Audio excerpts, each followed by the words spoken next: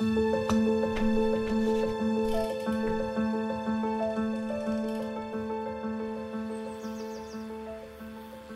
que j'ai découvert le BMX et depuis que je pratique, je n'ai jamais ressenti un aussi grand sentiment de liberté.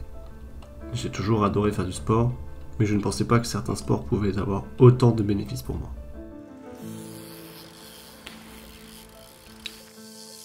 Après 4 ans de pratique, de blessures, d'échecs, j'ai évolué. Mais j'ai surtout pris du plaisir.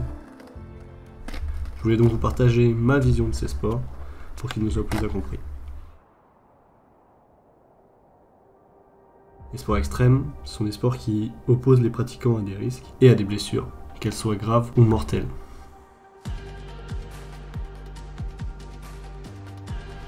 Et surtout demandent une implication mentale et physique hors norme.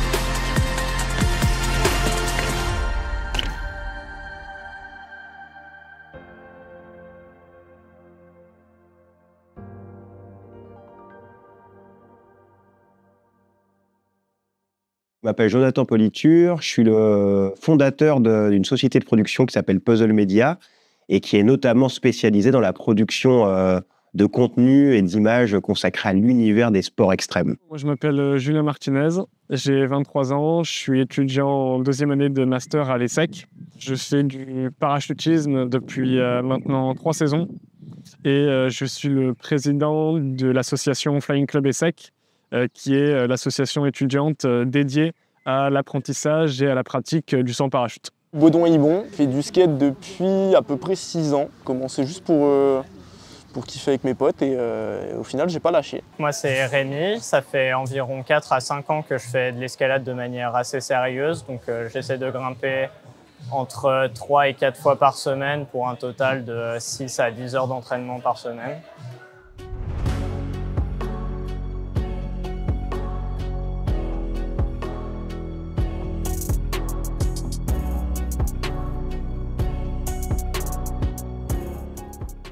Alors moi, j'ai découvert l'univers des sports extrêmes assez jeune. D'abord à travers la moto, enfin, le motocross plus exactement. Je devais avoir 7-8 ans et puis j'ai rapidement été passionné. Et puis j'ai eu un assez grave accident qui a fait que j'ai découvert ensuite le bodyboard. Et là, j'ai été encore plus addict de cette discipline. Donc globalement, on va dire que depuis enfant, je pratique différents types de sports extrêmes, des sports mécaniques, à l'univers du surf, qui est vraiment ce que je préfère.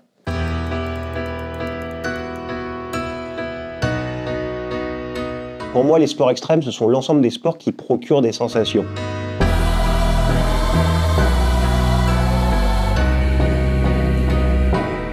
Ça peut être des sports utilisant des instruments, comme les planches, puisqu'on parle notamment de board sport, donc le snowboard, le surf, le skate, etc.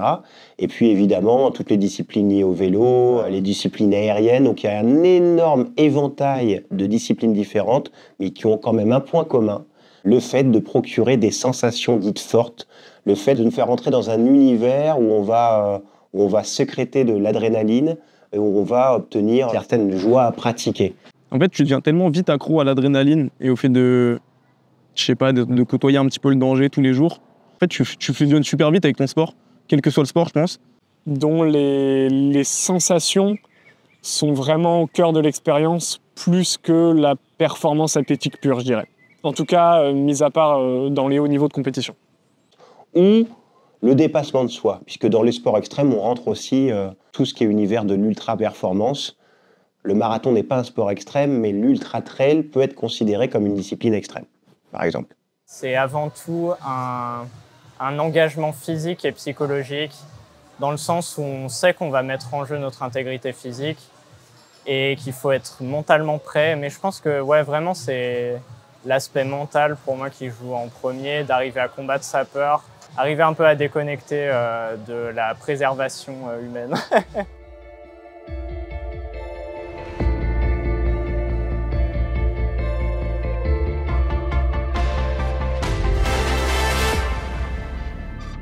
Alors, les atouts des sports extrêmes, pour moi, ça va être avant tout la créativité. On est dans des univers de sport qui sont assez récents pour la plupart d'entre eux et où il n'y a pas forcément de cadre totalement défini et où chaque pratiquant va pouvoir amener une évolution de la discipline. Soit en créant une figure, un tricks, soit tout simplement en ayant une pratique un peu dérivée de ce qui se fait et qui va créer une nouvelle tendance. Par exemple, dans le cadre du vélo, il suffit de faire une roue arrière pour que vous passiez sur une autre discipline du vélo en réalité. Le vélo traditionnel, vous êtes sur les deux roues, vous pédalez, et puis d'un coup, vous faites une roue arrière ou un manual sur une roue avant, et d'un coup, vous vous rapprochez du freestyle. Si vous avez envie, par exemple, de prendre une bosse ou de prendre un petit tremplin, vous pouvez utiliser le temps dans les airs pour tenter de faire aussi des figures. Donc ça va se transformer en une autre discipline. Donc ce qui fait la caractéristique des sports extrêmes, c'est cette créativité illimitée, qui fait que ces sports sont en constante évolution. Il y a une dimension de dépassement de soi et de dompter un peu les peurs qu'on peut avoir, qui est moins présent, je trouve, dans les sports traditionnels, qui sont entre guillemets moins risqués, parce que évidemment il y a des risques de blessures, etc. C'est pas la même chose que avoir un parachute qui s'ouvre pas et se faire les croisés sur un terrain de basket. Donc déjà, c'est un sport qui est vraiment très complet. On fait bosser absolument tout le corps. Ça permet d'avoir un peu un corps qu'on maîtrise quelque part. Et puis ouais, après, c'est vraiment le côté fun, quoi. Arriver à enchaîner des mouvements compliqués et vraiment se dépasser à fond, quoi. Et nous, on le voit bien dans Riding Zone. Quand on a commencé il y a environ 15 ans, faire un backflip, c'était déjà fort. Il y avait le double backflip, donc le fait de faire double rotation dans les airs.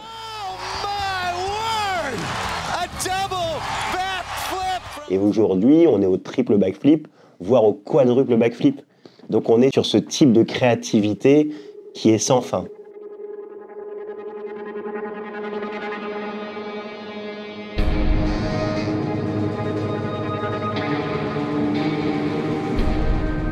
C'est vrai qu'on est sur des disciplines où quelques-unes d'entre elles peuvent mettre le pratiquant en danger. Pour moi, c'est un inconvénient du sport. Je ne prends pas de plaisir à me dire que je suis en train de dompter le danger ou quoi que ce soit. Pour moi, c'est un élément qui impose une certaine maîtrise de soi, une certaine discipline pour être sûr de pouvoir pratiquer ce sport dans les meilleures conditions. C'est vraiment une dimension super importante parce que là, on peut vraiment très sérieusement se blesser, voire se tuer éventuellement. Et donc, ouais, il y a un peu plus ce côté d'avoir peur et de devoir faire plus attention à ce qu'on fait, quoi. L'un des points communs aussi de ces sports pratiqués en pleine nature, c'est que vous êtes dans des environnements que vous ne contrôlez pas. Quelque part, c'est aussi un peu un élément de motivation, mais pas en soi de se dire je fais un truc dangereux, c'est cool. C'est de se dire j'ai fait ce que j'avais à faire correctement et je l'ai fait en sécurité. Pour moi, en tout cas, c'est comme ça que je vois le danger dans les sports extrêmes. Il y a quand même vraiment cette dimension d'engagement physique et psychologique pour réaliser quelque chose.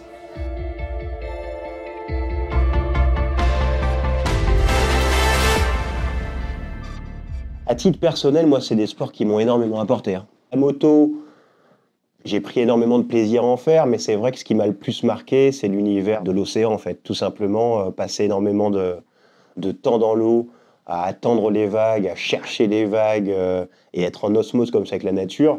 Ce que ça apporte, c'est déjà le fait de trouver une espèce de sérénité, Je vais prendre un exemple très concret. En fait, beaucoup d'entre nous sont des urbains. On vit dans des grandes villes.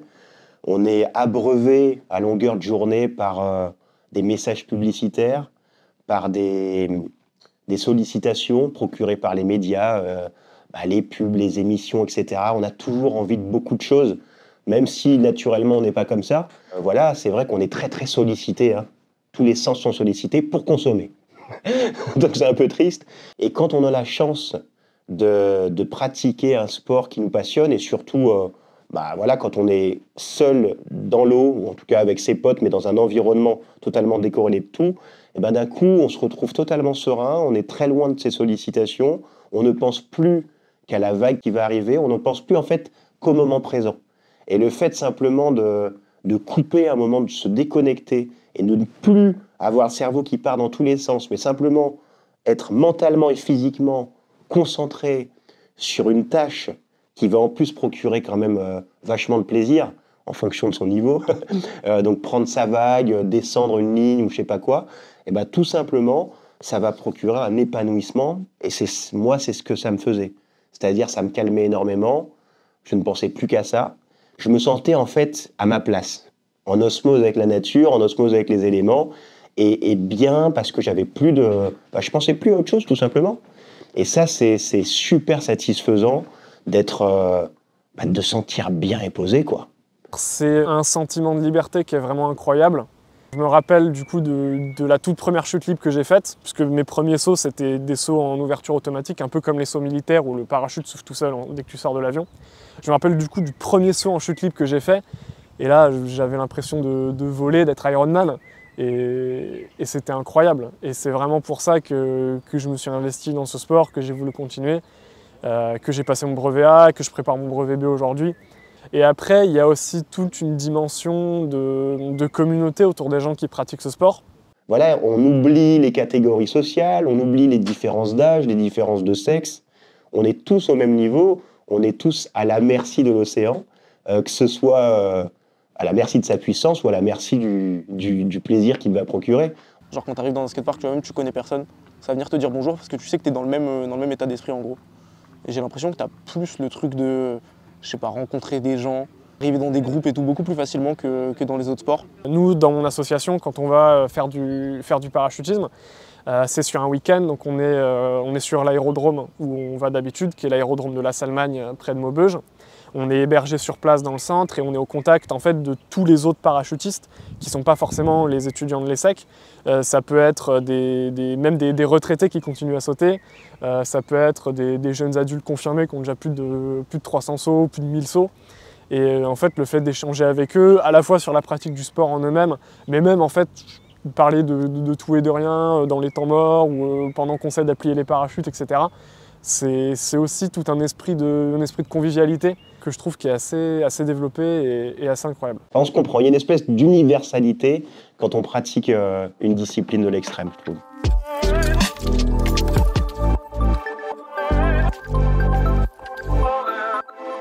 Ce que je tiens à dire, en tout cas, c'est que je suis toujours content de parler de cet univers de sport parce que très souvent, il y a un décalage entre la perception qu'ont les gens du sport et de ce que nous donnent les médias.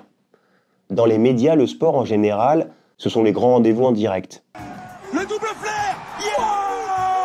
Allez Anthony, ça c'est du vélo ça, on y va. Oh c'est extraordinaire ce qu'il fait là, extraordinaire. Il ne lui manquait plus que ça. C'était l'objectif d'une vie, la course de ses rêves. Tant de sacrifices consentis. Ils sont encore trois, ils sont encore là. Les trois rafales français. Joris Dodel va aller chercher le sacre olympique. So he's in the 40-foot range. I think that just beat Corey Creed. It did. I think that just beat it by 1 inch. So he just set a new X Games record with that height. Allez, il faut réussir à poser ce pied gauche, ça c'est bien. C'est peut-être là.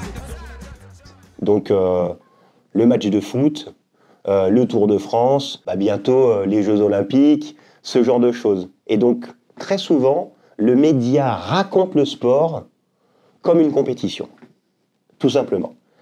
Tandis que pour énormément de gens, et notamment les pratiquants de sport extrême, le sport ce n'est pas de la compétition. Le sport, le fait de se bouger, c'est le fait de pratiquer une passion effectivement liée à une activité physique, mais qui n'est pas forcément une compétition avec l'autre, qui peut être simplement le fait d'apprécier courir, marcher, évoluer en pleine nature, avec une seule quête, c'est d'être plus épanoui et d'être mieux dans sa peau. Ça peut être le fait de faire de la trotte et de faire des tricks entre potes où tu n'es même pas dans la compète. C'est juste que tu vas chercher, à titre personnel, à réussir à passer cette nouvelle figure sur laquelle tu as travaillé. Et en fait, le seul truc que tu veux, c'est passer ta figure pour une satisfaction personnelle. Et c'est ça qu'il y a de beau dans ces sports, en fait. C'est qu'on n'est pas dans la compétition. On n'est pas dans la robotisation. Et si tu veux, je vais te donner un autre exemple et c'est que je trouve magnifique dans nos sports. Et attention, je le dis avec beaucoup de respect pour les autres sports. Ici, dans ces bureaux, on est juste à côté d'un stade, comme tu as pu le voir. Et il y a des entraînements de foot. Et franchement, j'aime bien le foot. Il n'y a pas de souci et je respecte tous les sportifs. Mais quand tu vois les petits de 7 ans, 8 ans, 9 ans, ce qu'ils leur font faire comme entraînement, c'est vraiment côté un peu industrialisé. On leur met des plots, on leur fait faire des passes, et tu vois parfois des dizaines de gamins qui font exactement la même chose. Ils ont raison, parce que le sport, c'est de la répétition. Mais c'est vraiment l'inverse de beaucoup de sports extrêmes. On ne leur laisse pas être créatifs. On ne leur dit pas, tenez, jouez un petit peu comme vous le sentez. En fait, on les cadre uniquement dans une quête, la performance. Et moi, je trouve que dans nos sports, dans les sports extrêmes, cette notion de performance, oui, elle est intéressante, mais ce n'est pas l'essentiel. L'essentiel, c'est vraiment l'épanouissement personnel, le contact avec la nature, le fait de pratiquer entre potes. En tout cas, on est sur d'autres valeurs que simplement la compétition et le succès. Moi, il y a un truc que j'aime beaucoup dans mon asso, c'est que du coup, le principe, c'est d'apprendre à des gens qui n'ont jamais fait de saut en parachute à faire du saut en parachute, justement. Ce que j'aime beaucoup, c'est entendre les retours des gens qui se lancent, qui font leur premier saut, etc. D'autant plus qu'on a, dans notre association, on a beaucoup d'étudiants internationaux, notamment d'Inde et de Chine, qui viennent faire ce sport-là. Et je trouve que c'est particulièrement intéressant, dans la lignée de cet esprit de convivialité qu'il y a à l'aérodrome, d'entendre leurs retours et les différentes motivations qu'ils ont eues à se lancer dans ce sport, et ce qu'ils en retirent après avoir fait leur premier saut, après avoir fait leur première chute libre. Et en fait, je trouve que c'est quelque chose qui est assez méconnu dans les sports extrêmes, en fait. Cet aspect humain derrière l'aspect un peu spectaculaire et l'aspect sportif. Pour moi, je trouve que c'est quand même une composante essentielle des sports extrêmes. C'est dommage que ce ne soit pas plus mis en avant que ça. Moi, le point commun que j'ai vu en interrogeant les plus grands champions, et j'ai eu la chance de le faire, je touche du bois, les plus grands champions de sport extrême. Notre star, Aurélien Giraud, ça va? It's so nice to have you here. Championne de France en titre de BMX Freestyle. Ça va, Laurie? Il a gagné. Le fils de Montpellier, c'était sa quête. Comment ça s'est passé? Ça s'est trop bien passé. Tout leur point commun, c'est qu'ils vont tous te dire que la discipline qu'ils ont fait leur a tout donné. Que les mecs fassent du skate, du BMX, du surf, du base jump, etc. Ils vont tous te dire que grâce à ça, ils ont pu voyager dans le monde entier, se découvrir eux-mêmes, découvrir le monde, rencontrer d'autres personnes, etc. Et tous, ils se sont épanouis à travers la pratique de leur sport. Et quand on entend des grands champions de football ou de sport plus traditionnels en parler, ils le disent très peu. Ils sont dans une quête qui est évidemment légitime, beaucoup plus une quête de récompense, de victoire, mais ils ne te parlent pas de l'impact de leur pratique sur leur vie. Évidemment, ça leur change leur vie, on imagine bien, surtout au plus haut niveau, mais ils ne le disent pas avec le même amour, avec la même passion que les pratiquants de sport extrême. Et puis, on ne va pas se le cacher. Aujourd'hui, tu as un petit enfant qui dit à ses parents « je veux faire du foot » et l'autre qui te dit « je veux faire de la slackline ou de la trotte ». Les parents français vont plus avoir confiance en leur enfant qui veut faire du foot. Parce qu'ils se disent « putain, il y a Kylian Mbappé, on était champion du monde, on peut gagner des millions, il y a un avenir ». Tandis qu'en trotte, y a-t-il un avenir? Non. Et moi, c'est ça qui m'intéresse notamment à travers nos productions. C'est de parler, justement, pas des gens qui veulent aller vers un avenir tout tracé, mais de parler des gens qui veulent créer eux-mêmes une nouvelle voie, qui veulent ouvrir leur propre chemin. Parce que, voilà, je pense que c'est ça aujourd'hui, la société d'aujourd'hui.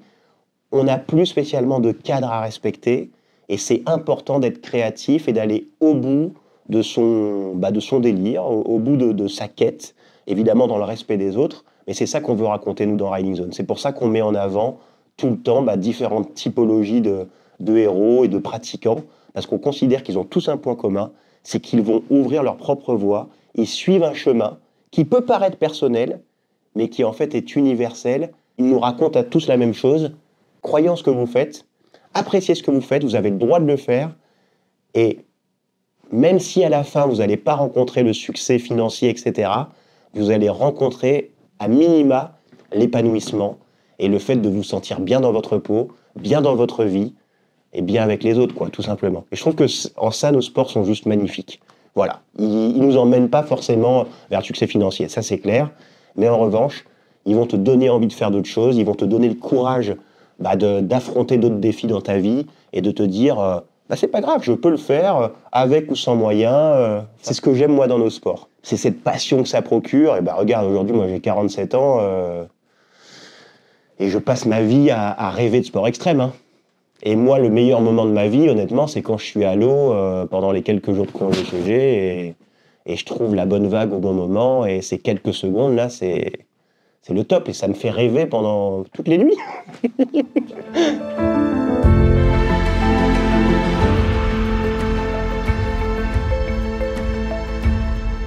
Alors il y a des conseils à plusieurs niveaux, même si c'est toujours un peu délicat de donner des conseils, mais c'est vrai que moi j'invite tout le monde à découvrir les sensations de ces sports, en fait tout simplement.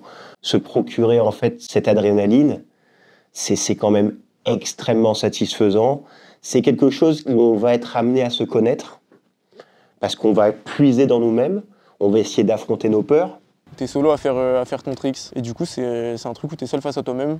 T'as besoin de mental, t'as besoin de détermination, t'as besoin de plein de ressources que tu dois puiser uniquement dans toi. Ça fait partie de l'histoire de nos sports, hein, que ce soit le skate, le roller ou le surf. Forcément, à un moment, si je te parle du skate, au départ tu vas essayer de sauter une marche en ollie, et puis 2, et puis 3, et puis un jour tu vas... Voilà. Les distances, elles vont devenir de plus en plus importantes et forcément, l'engagement va être de plus important. Donc, tu vas apprendre à te connaître, tu vas apprendre à te combattre toi-même. Et ça, c'est super important parce que c'est vrai qu'en vieillissant, on se rend compte que tout simplement, dans la vie, souvent, l'ennemi, c'est nous-mêmes. C'est nous-mêmes qui nous fixons nos propres limites. Au départ, quand on est jeune, on pense que ce sont les autres qui nous empêchent d'eux. Et puis, on se rend compte qu'il faut faire avec soi-même, avec ses peurs, avec ses faiblesses, parfois ses addictions. On est souvent en fait notre premier ennemi en fait. Et ces sports nous aident à combattre parfois des peurs, à combattre des espèces de faiblesses et à essayer de tirer le meilleur de nous-mêmes pour atteindre des objectifs.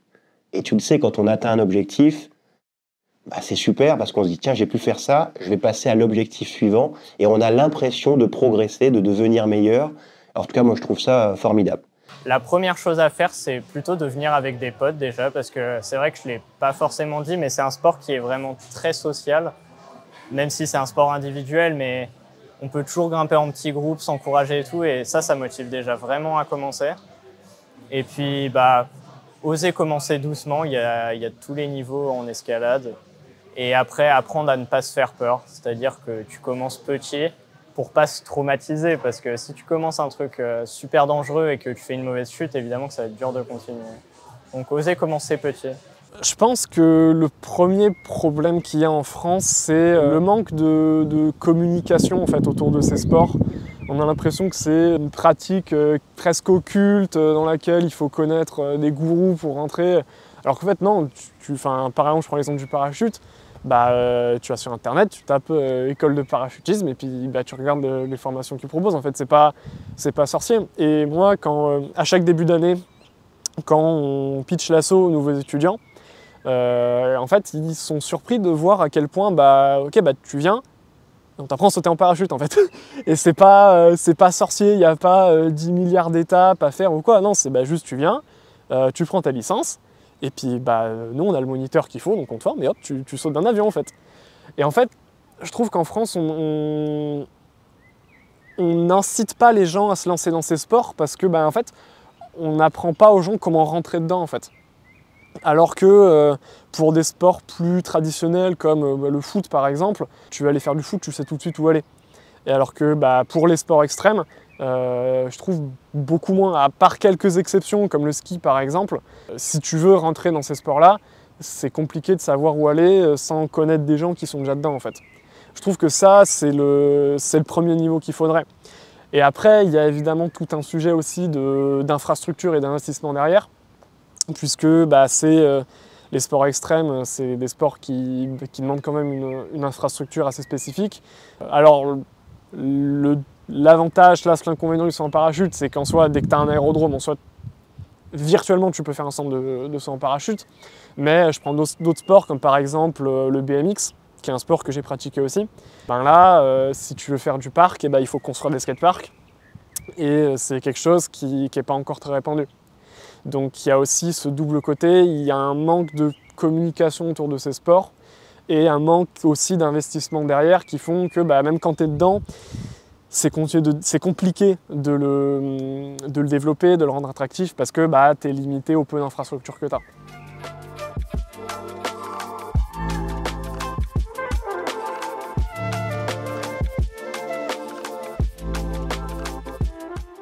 Et alors après, au niveau des municipalités ou des régions, les sports extrêmes sont une chance, une véritable chance. J'ai tellement d'exemples à vous donner, mais si je parle de l'international, regardons ce qu'a fait le surf en matière de développement en Indonésie. Regardons ce que fait le kitesurf à Darla au Maroc, avec cette ville qui se développe autour de la passion. Mais en France, je vais sortir des exemples beaucoup plus concrets qu'on connaît tous, le succès des sports de voile vers le 4. Le business de la montagne, qui est en fait donc des environnements dédiés aux passions des gens qui viennent rechercher le plaisir de la glisse sur neige. Et donc avec ces stations qui, malgré le réchauffement climatique, accueillent de plus en plus de monde et qui créent un tissu économique vraiment énorme. Et voilà, ce sont des centaines de milliers de Français qui vivent de la glisse. Le développement, évidemment, des écoles de surf dans le sud-ouest. Donc, en fait, ces sports servent aussi à attirer des passionnés qui peuvent développer un territoire. Et nous, on a la chance au quotidien de voir ça. Quand les gens ils me disent « Ouais, les sports extrêmes, ça concerne peu de gens », je dis « Mais regardez un petit peu les atouts qu'on a en France. » Millau, dans l'Aveyron, a totalement compris le poids de ces sports, de l'outdoor, dans le développement touristique du territoire. Millau, aujourd'hui, accueille les Natural Games de Millau, qui sont l'un des plus gros événements consacrés au sport outdoor. Mais Millau est bien connu des parapentistes, des kayakistes, des pratiquants d'ultra-trail, des pratiquants de VTT. Et donc les gens, ils vont notamment à Millau pour pratiquer. Et il y a beaucoup de zones comme ça en France où les gens, ils vont aller chercher l'environnement adéquat pour faire leur passion, que ce soit faire du vélo, faire de la marche, faire de la course à pied.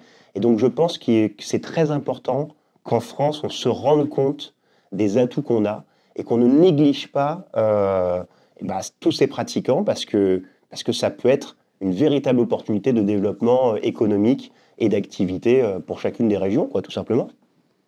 Je pense qu'il y a forcément un intérêt pour les régions parce que déjà, ça crée un attrait et un tourisme qui est spécifique et donc qui va s'investir dans la région, qui va dépenser de l'argent, ne serait-ce qu'en location de matériel, en hébergement, etc. Et en fait, il y a un gros effet de réseau dans ces sports-là, c'est-à-dire qu'en gros, plus un sport et plus un spot devient attractif, plus il y a des gens qui y vont et qui en parlent. Et en fait, ça donne lieu à des croissances qui peuvent être exponentielles. Et au-delà de ça, il y a l'opportunité ensuite de créer des compétitions. Je pense évidemment au FIS à Montpellier, qui rassemble énormément de personnes. Il y a des gros sponsors derrière, ou même la municipalité s'implique dedans. Donc en fait, je pense qu'il y a énormément d'occasions et d'opportunités à créer en France et dans les régions pour développer ces sports, pour en faire des spots très attractifs et pour rassembler beaucoup de personnes.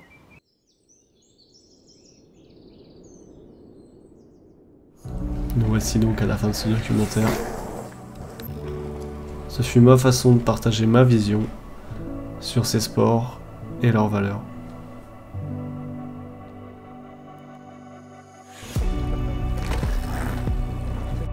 J'espère que ces témoignages vous auront appris quelque chose et qu'ils vous permettront d'aller plus loin dans votre vie, peu importe sur quel aspect.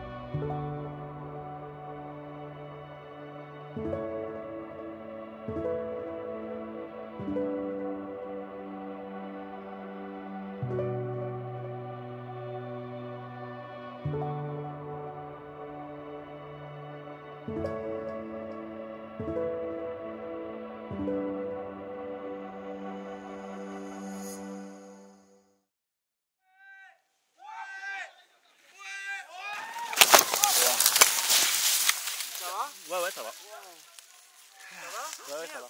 Oh, tu...